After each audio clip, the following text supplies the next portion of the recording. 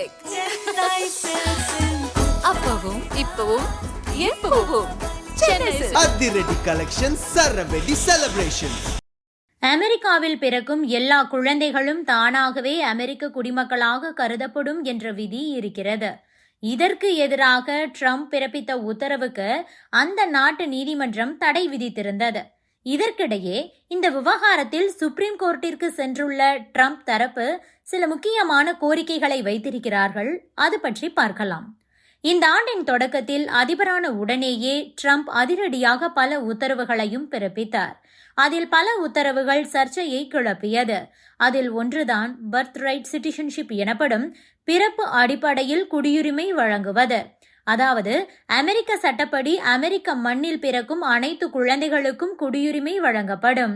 பெற்றோர் சட்டவிரோதமாக அமெரிக்காவுக்கு வந்திருந்தாலும் சரி, சட்டப்பூர்வமாக அமெரிக்கா வந்திருந்தாலும் சரி, குழந்தைகள் அமெரிக்காவில் பிறந்தாலே அவர்கள் அமெரிக்க குடியுரிமையை பெற்றதாகிவிடும். இதற்கு எதிராகத்தான் ட்ரம்ப் ஒரு உத்தரவை பிறப்பித்தார். அதை நடைமுறைக்கு கொண்டு வருவதற்கும் முயற்சி செய்தார். அதற்கு எதிராக பலரும் நீதிமன்றத்தில் வழக்கு தொடுத்தனர். அங்குள்ள பல கீழமை நீதிமன்றங்கள் ட்ரம்ப் உத்தரவுக்கு இடைக்கால தடையை விதித்தது.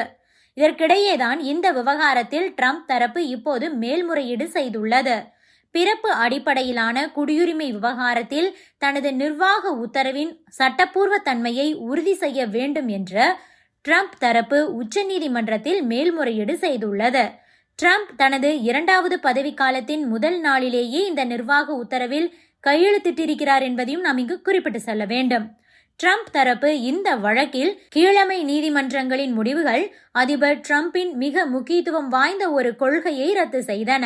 இது எங்கள் எல்லை பாதுகாப்பை அச்சுறுத்துகிறது. கீழமை நீதிமன்ற முடிவுகளில் சட்டப்பூர்வமான தன்மை இல்லை.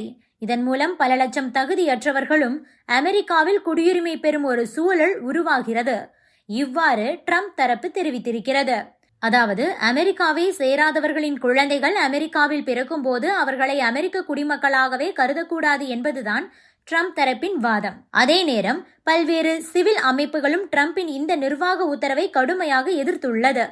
இந்த உத்தரவு வெளிப்படையாக அரசியலமைப்புக்கு விரோதமானது என்றும் அமெரிக்காவில் பிறந்த குழந்தைகளிடமிருந்து நியாயமற்ற முறையில் குடியுரிமையை பறிக்கும் எனவும் கூறுகிறார்கள். ட்ரம்பிற்கு எதிராக ஆஜரான வழக்கறிஞர்கள் இந்த நிர்வாக உத்தரவு சட்டவிரோதமானது என்றும் அதில் எந்த சந்தேகமும் கிடையாது, ட்ரம்பின் சூழ்ச்சியை அனுமதிக்க முடியாது, இந்த கொடூரமான மற்றும் அர்த்தமற்ற உத்தரவால் எந்த ஒரு குழந்தையின் குடியுரிமையும் பாதிக்கப்படக்கூடாது என கூறியிருக்கிறார்.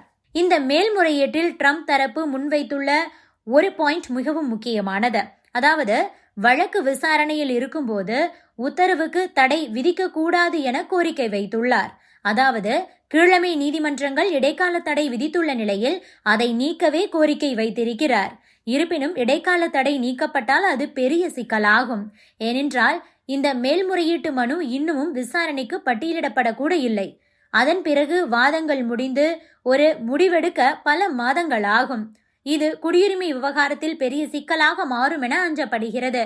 குறிப்பாக அமெரிக்காவில் வாழும் வெளிநாட்டினர் உட்பட இந்தியர்களுக்கு இது மிகப்பெரிய சிக்கலாகவே மாறும். Subscribe to One India and never miss an update.